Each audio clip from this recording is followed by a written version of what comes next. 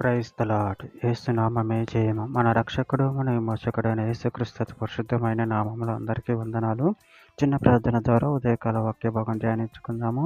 పరిశుద్ధుడ మహాగణుడైన దేవ యేసయ్య, సర్వాధికారినైన మీకే వేలాది వందనములు, కృతజ్ఞతాస్తుతి స్తోత్రం చెల్లించుకుంటున్నాను దేవ. ఉదయకాలం ప్రభు వాక్య భాగం ధ్యానిస్తుండగా వాక్య భాగం మాకు అర్థమవుట్లు సహాయం చేసి మీ కృపలో బలపరిచి మీకు మాదిరిగా మమ్మల్ని నడిపించమని చిన్న ప్రార్థన యేసు నామములో అడిగి వేడుకుంటున్నాను తండ్రి. ఆమేన్ ఆమేన్. ద్వితీయోపదేశ కాండం 32వ అధ్యాయం 13వ వచనము.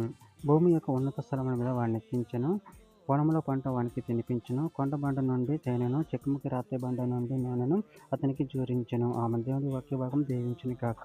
ప్రభు నుండి ప్రియులారా, ఇక్కడ వాక్య భాగంలో గమనించినట్లయితే భూమి యొక్క ఉన్నత స్థలముల మీద వాడిని ఎక్కించెను, పొలంలో పంట వానికి తినిపించెను, కొండ బండ నుండి తేనెను, చెక్కుముకి రాతి బండ నుండి నూనెను అతనికి జూరించెను.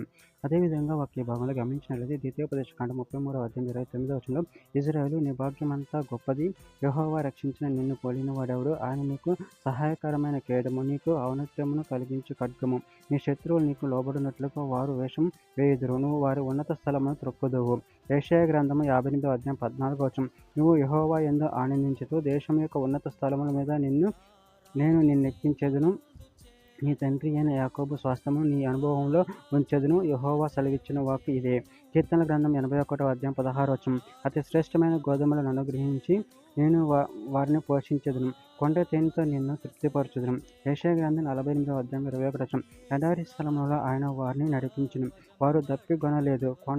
రాతి కొండలో నుండి వారి కొరకు ఆయన నీళ్లు ఉపక చేసిన, ఆయన కొండను చేర్చుక నీళ్లు ప్రవాహంగా బయలుదేరును. సమూయేలు 2వ గ్రంథం 22వ అధ్యాయం 34వ వచనం. ఆయన నా కాలు జింక కాలు వలె చేయను, ఎత్తైన స్థలముల మీద నన్ను నిలుపును. ఆమోసు గ్రంథం 4వ అధ్యాయం 13వ వచనం. పర్వతం నిర్మించువాడును, గాలిని పుట్టించువాడును ఆయనే, ఉదయమున చీకటి కమ్మజేయువాడును, మనుషుల యోచనలు వారికి తెలియజేయువాడును ఆయనే. భూమి యొక్క ఉన్నత స్థలముల మీద సంచరించు దేవుడును, సైన్యములకు అధిపత్యగు యెహోవా అని ఆయనకి పేరు. చివరిగా ఒక మాట, హెజ్కేలు గ్రంథం 16వ అధ్యాయం 13వ వచనం.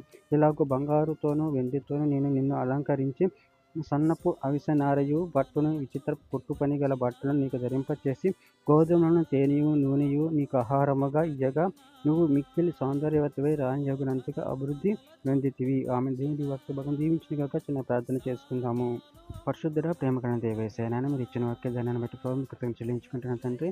మీరే మమ్మల్ని నిర్మించిన దేవుడే ఉన్నారు తండ్రి, మీరే మమ్మల్ని అభివృద్ధి పరిచే దేవుడే ఉన్నారు ప్రభావ. దాన్ని బట్టి ప్రభు కృతజ్ఞతలు చెల్లించుకుంటూ మీ ప్రేమ కృపలో మమ్మల్ని నిరంతరం కాచి కాపాడమని చిన్న ప్రార్థన చేసిన మమ్మల్ని అడిగి వేడుకుంటున్నాను తండ్రి. Amen amen amen.